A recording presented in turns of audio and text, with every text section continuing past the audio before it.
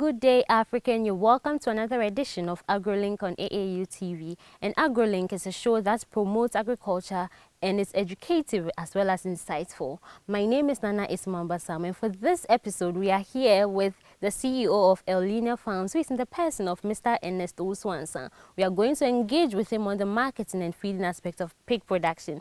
Do stay with us as we bring you this insightful edition.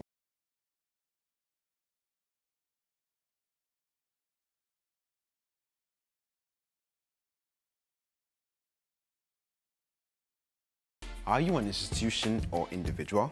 Do you intend to organize a memorable event to be archived for future reference? Then look no further than AAU Studios, because it's your best bet with our spacious studio and state-of-the-art media equipment such as 4K Panasonic video cameras, KinoFlow lights, assorted microphones, live streaming equipment, among others.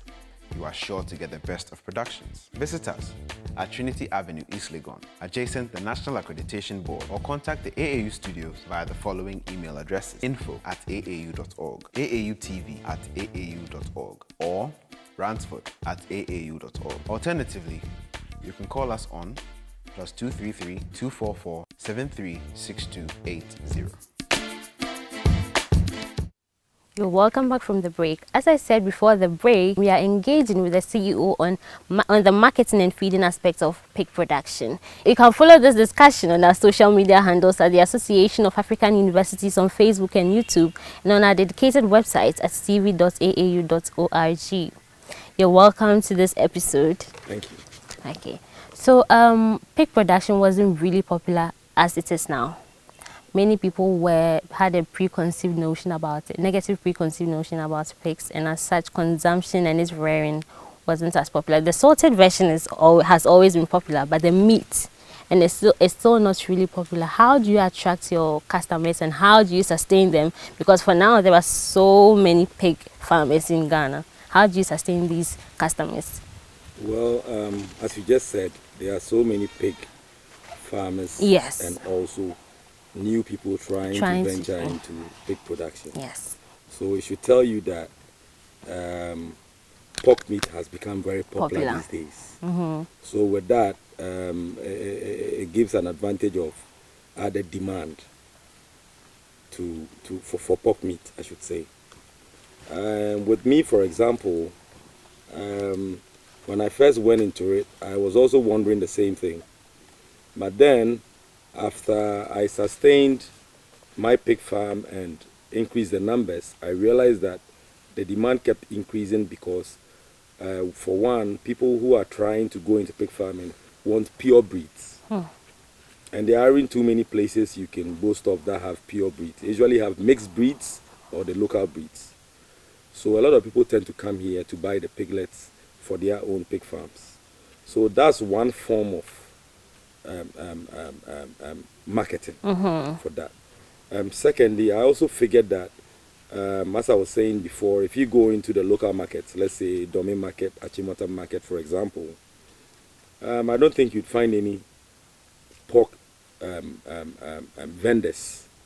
Like when you go to the Abuchi and they sell their goat and cow meat, you can easily go and buy some. You're not going to find someone that there. So it's also an added advantage for people who produce pork meat to look into those areas.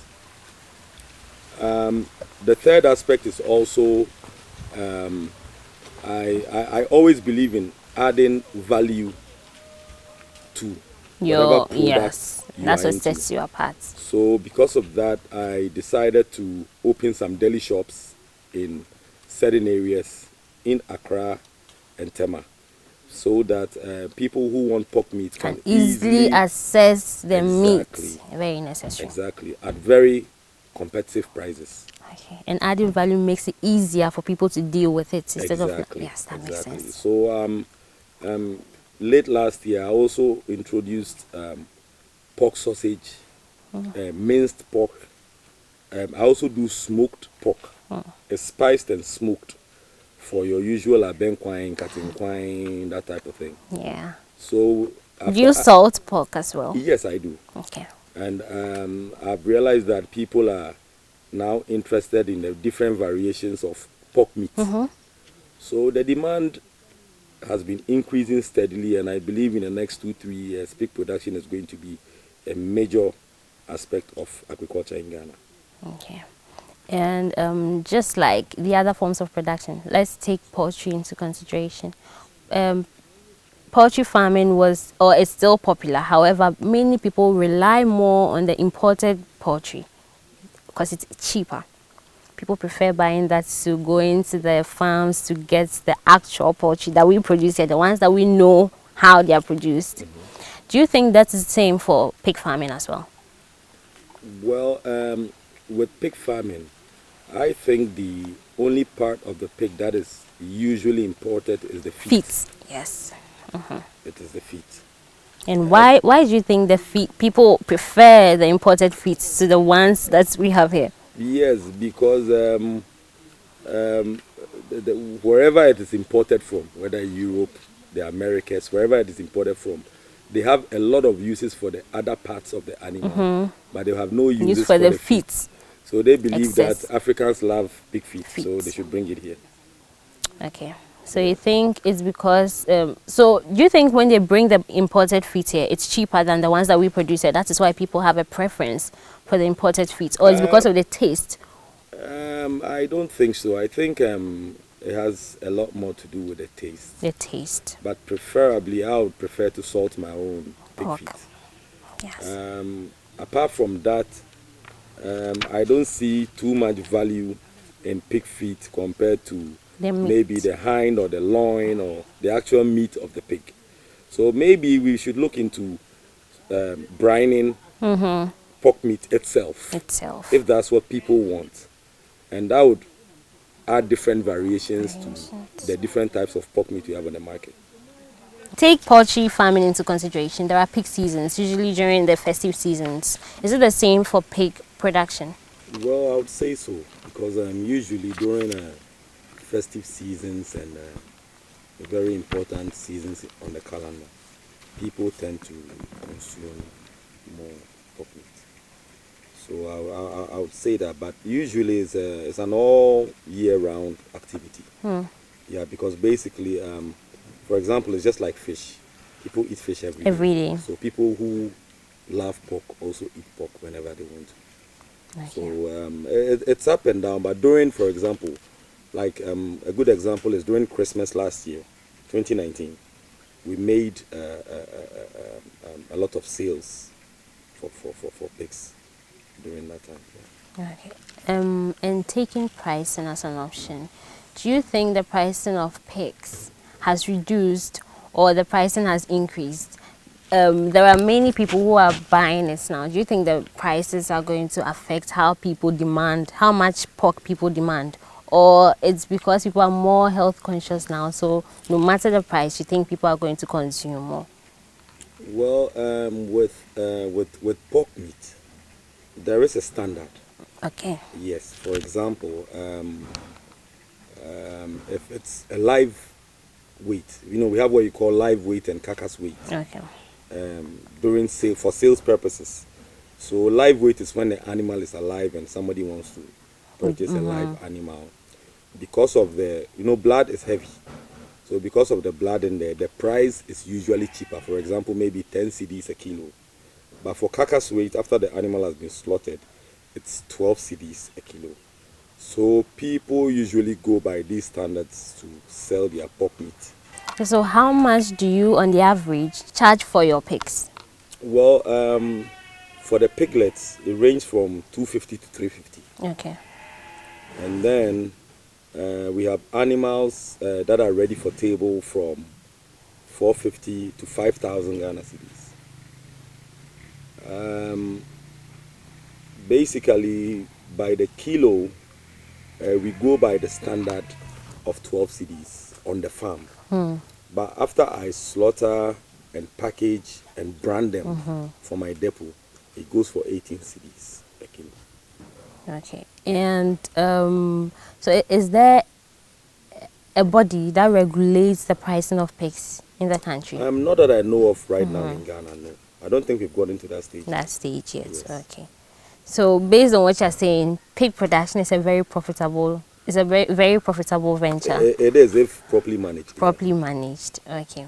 And I know that before you slaughter and package here as well. What are some of the sanitary conditions that you take into consideration when you're doing these activities to make sure that they are wholesome for consumption? Yeah. I believe in quality.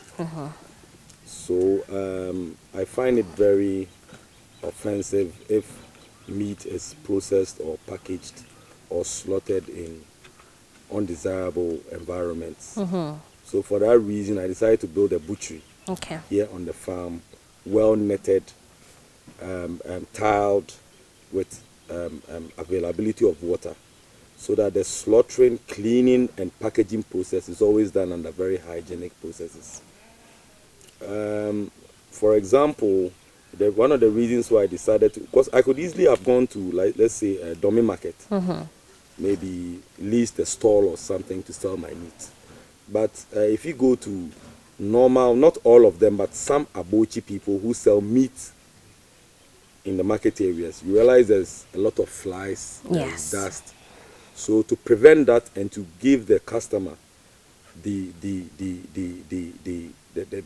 what I call special service, when you walk into my deli shop, even the air condition when you walk in there to buy meat is favorable to you, and also it attracts new customers. There are people who eat pork but not on a regular basis. But if they know there's an availability of pork meat somewhere, then they tend to buy it some more. So I believe in hygiene and proper animal keeping as well. Yeah. I know this might be out of your area, but then it's a usual practice or a common practice for people to slaughter animals when they are sick or about dying and then eating it as well, because they think when it is cooked, properly cooked, then it is safe for consumption. How will I know that this pig or this pork that I'm about to consume is healthy and then the other one isn't? How do I differentiate between a healthy pork and non-healthy? Well, it's almost impossible to determine after the animal has been slaughtered. Yes. But as I mentioned before, that's why you have a slaughtering certificate. If you want to slaughter an animal, you usually go through the environmental division at the assembly, or the vet can give you such a certificate.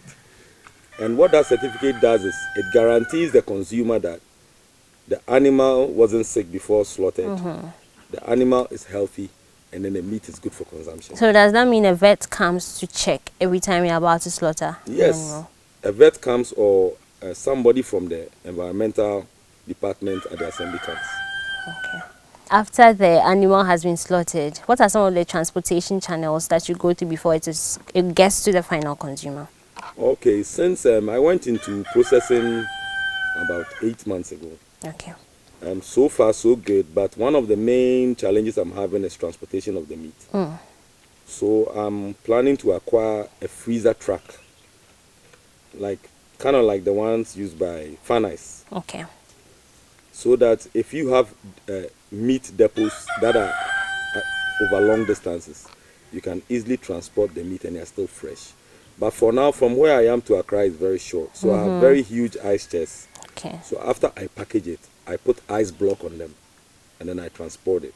And besides, it's not very far, so usually the meat arrives fresh. But imagine you have to transport meat from here to, let's say, Kumasi.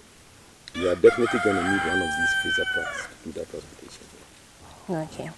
And you have a lot of pigs on your farm. How do you manage the waste from these pigs? Well, we manage them in 2 ways. Okay. And first of all, we produce a lot of manure from the pig waste, because we also have vegetable farms, we have banana farms, we have plantain farms, we have corn farms and cassava farms. Okay. So because I believe in organic, we usually use a lot of this waste for them. Besides that, to be able to keep the surrounding of the buildings hygienic, we have built a biodigester so that all the other waste that we don't need goes in there. I was thinking about doing biogas, but the waste from, let's say, pigs, for example, doesn't produce enough gas like humans waste to be able to provide biogas. But that's in the consideration for the future. Okay, so you run a mixed farming system. Yes. to reduce the number of, okay. And I know there are lots of recycling that can happen from pig production. Do you have any of such recycled products, or you just do away with the pigs and their hairs and everything when they are done? Pig lard, the fat from pigs, has its advantages. It can be used for so many things. Like cooking oil, for example. It can also be used to make different types of soap. It can be. It has a few other uses as well. But because my pigs, I breed them with no fat. I haven't gone into lard yet. But there are people, for example, when you go to Europe, people breed pigs for the lard. Just for the lard, not for meat. So that they can use the lard for whatever they want to use it for. Apart from that, there isn't that much waste from pig because, for example, in Ghana, every part of the animal is eaten, even to the feet. But when you go to, for example, I used to work on a farm in Canada years back, and for example, cow feet that they ship over here, they use it for rendering, which is they use it for leather and for other leather products. But in Ghana, I don't think we've gone into that stage yet. Even pig hairs, the hairs of the pig, exactly, are used for toothbrush, brushes, stuff like that. But I don't think we have developed pig production to that stage yet. Extent. But hopefully in the future we can consider that and go into that. Yeah. Okay, so this is a good opportunity for someone who's thinking of a business idea. Exactly. Okay. All right. This is AgroLink, and we've been discussing marketing and feeding of pig with the CEO of El-leenia Farms Limited at Isuboy. We are going on a short break. When we return, we shall look into feeding and what it entails. Do stay tuned.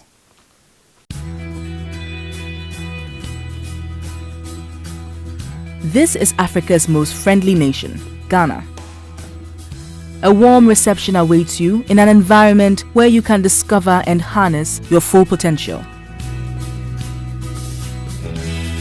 Your home is an academic haven lying northeast of the city center, a quick dash from the airport.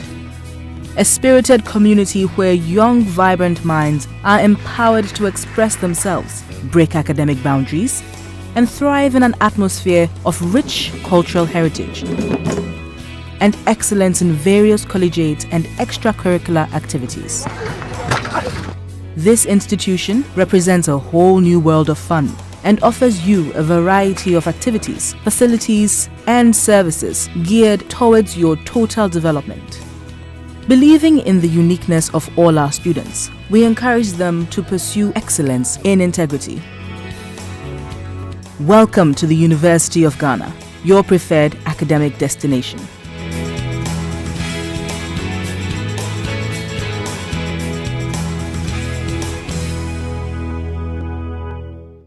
You're welcome back from the break. If you just joined this discussion, you can go back to watch the previous on our social media handles at the Association of African Universities on Facebook and YouTube on our dedicated website, tv.aau.org. We are still here discussing marketing and feeding with the CEO of El-leenia Farms Limited. So when you produce your own feeding on your farm, yes, we do. you have your special components that you add to it, which makes it more nutritious than what's on the market. Yes.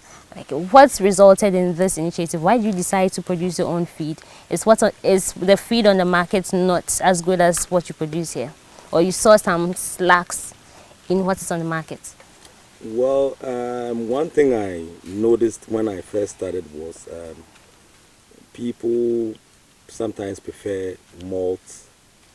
So to get malt in Ghana, malt base in Ghana, you have to go to some place like Guinness or other places to get malt.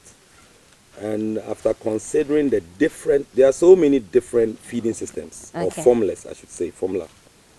And after considering a lot of them, I picked and chose a few things that I can put together so that my animal has the best feed to be able to grow quicker. And basically I realized that there were 4 main ingredients needed in pig feeding. And you need some type of carbohydrate, one. So usually if you look at carb, you look at corn. So I grow my own corn. That's why I have my corn farm, yes. then you need some type of fiber.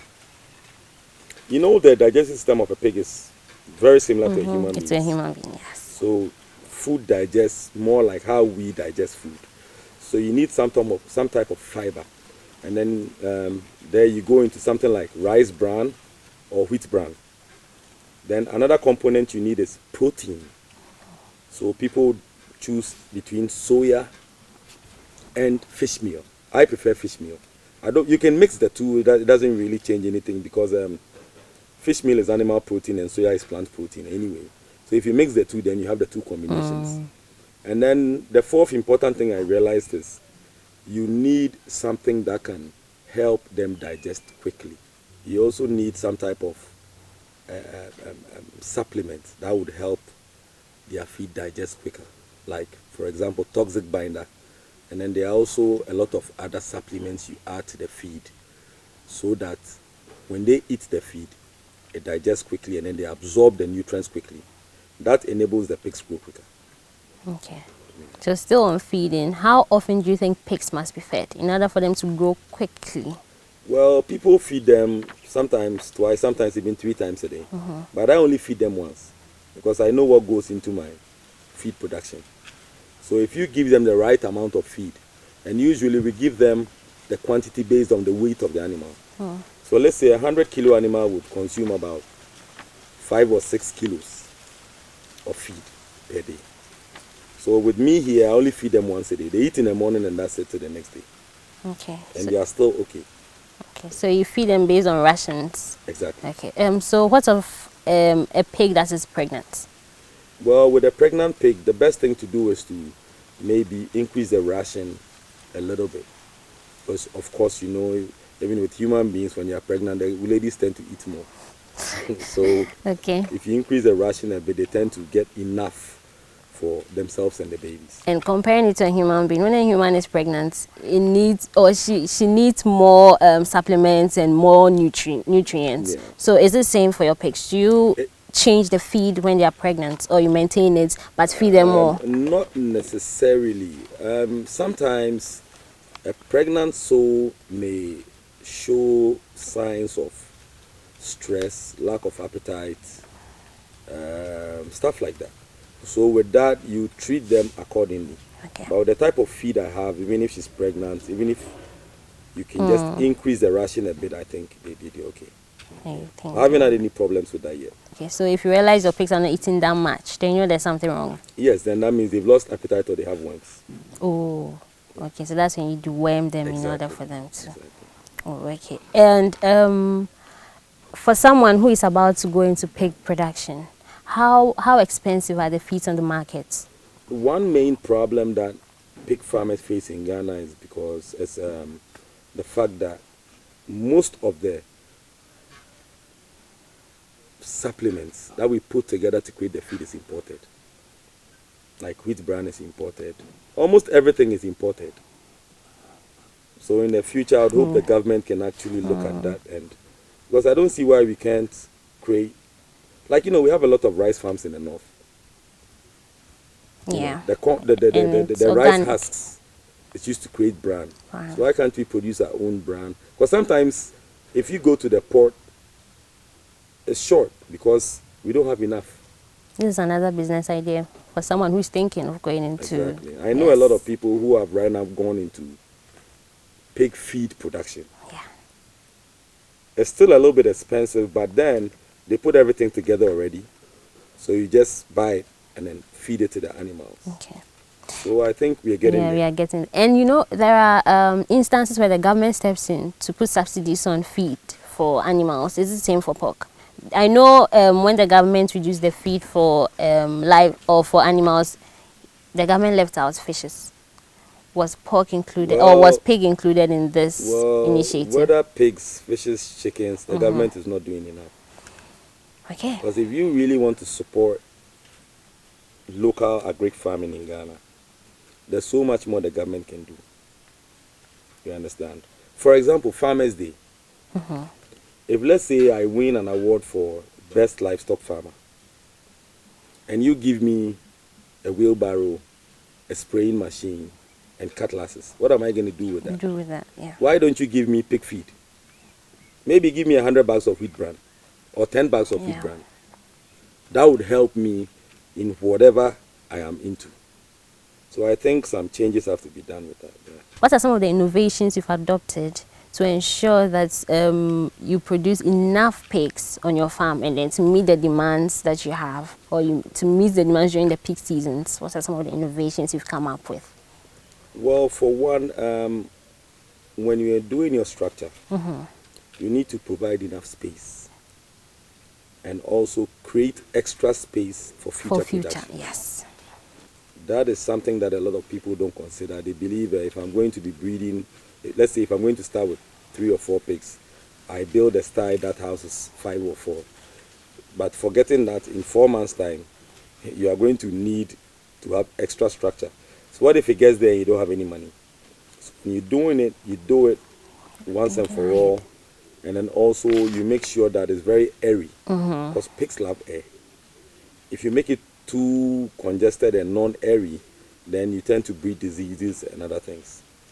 To be able to increase your production is the feeding and the care.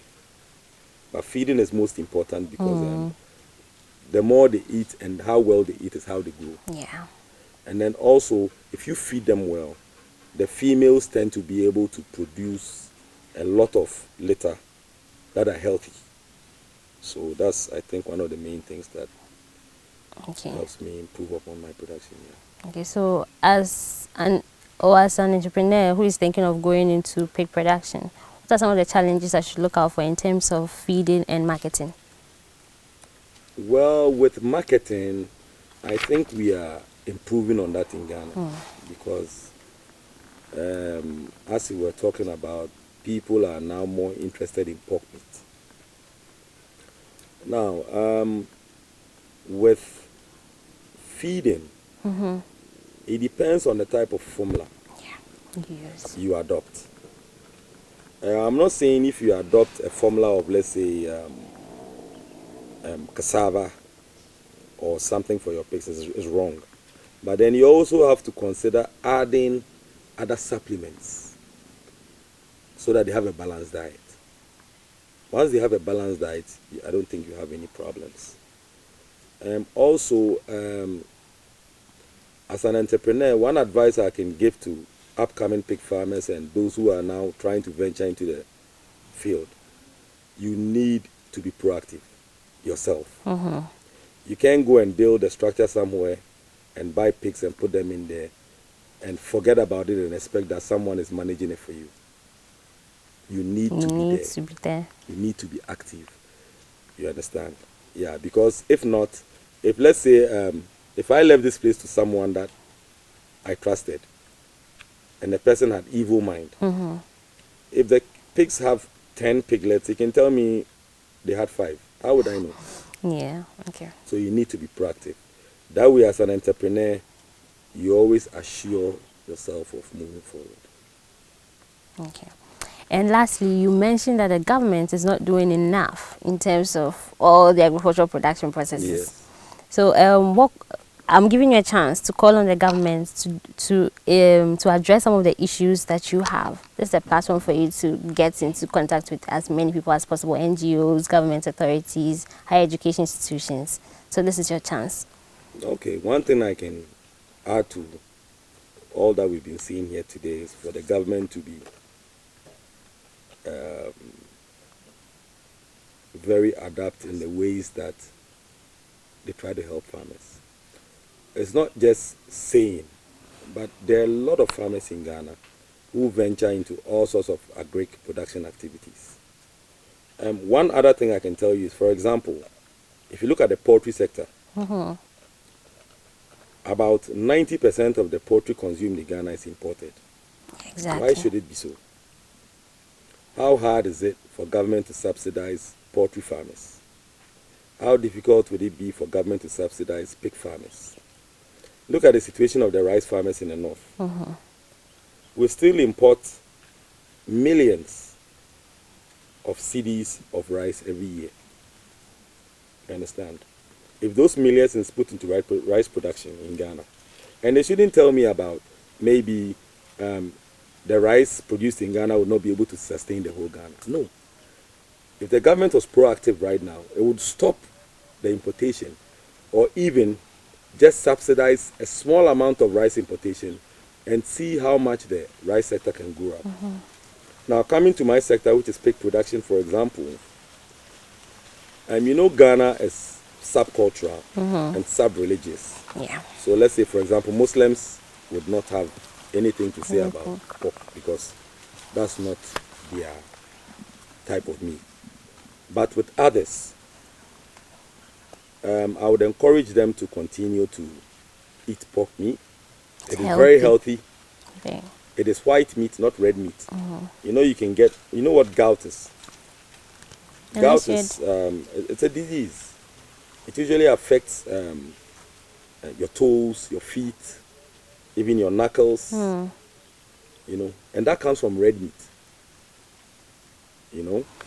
And diseases, I believe, are transferred more quickly through red meat than white meat. Okay. That's why white meat is so healthy, like rabbit, pork, even other types of meat are very healthy.